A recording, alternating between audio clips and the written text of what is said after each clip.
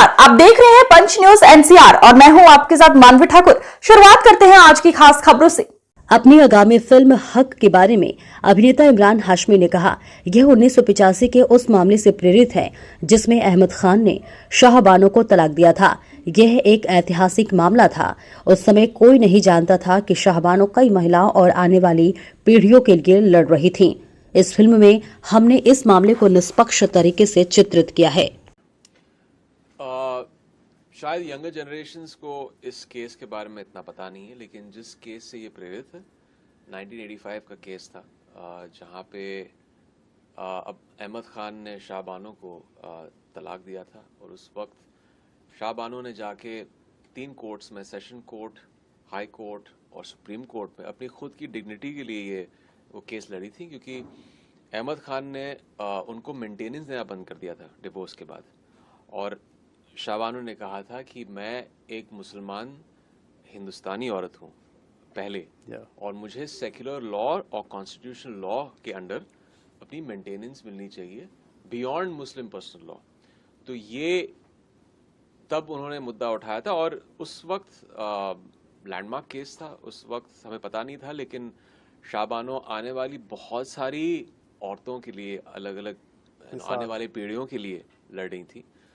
तो ये एक बहुत ही, उस वक्त भी देश 2 हिस्सों में बंट चुका था इस आर्ग्यूमेंट पर, क्योंकि एक साइड था रिलीजन का लॉ, एक साइड था एक secular all encompassing constitutional law हर सिटीजन के लिए।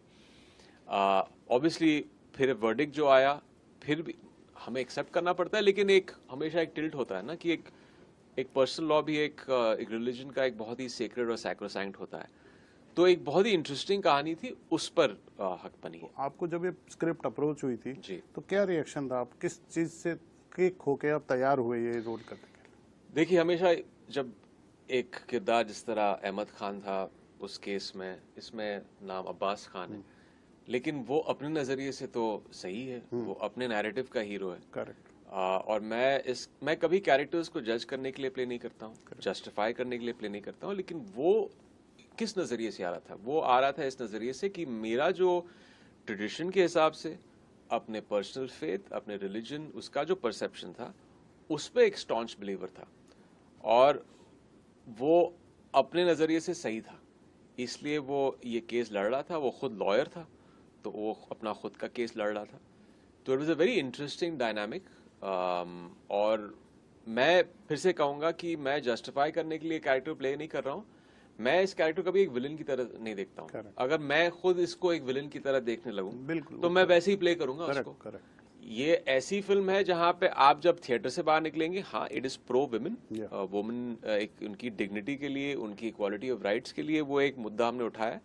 But at the same time, अगर आपको लगे जहां फाइनल मोनोलॉग और फिल्म के दौरान आपको लगे अच्छा, अहमद भी, अब्बास भी कहीं अपने नजरिए से, क्योंकि जो एनवायरनमेंट में पला बड़ा था, जो उसकी कंडीशनिंग थी, वो सही था अपनी तरफ, तो हमने अपना काम कर लिया है। तो ये फिल्म किसी तरह का जजमेंट हम नहीं दे रहे, उंगली नहीं उठा रहे, बस एक बहुत ही अनबायस्ड तरीके से हमने केस को आपको दिखाया। फिर आप पे है, आप किस नजरिए से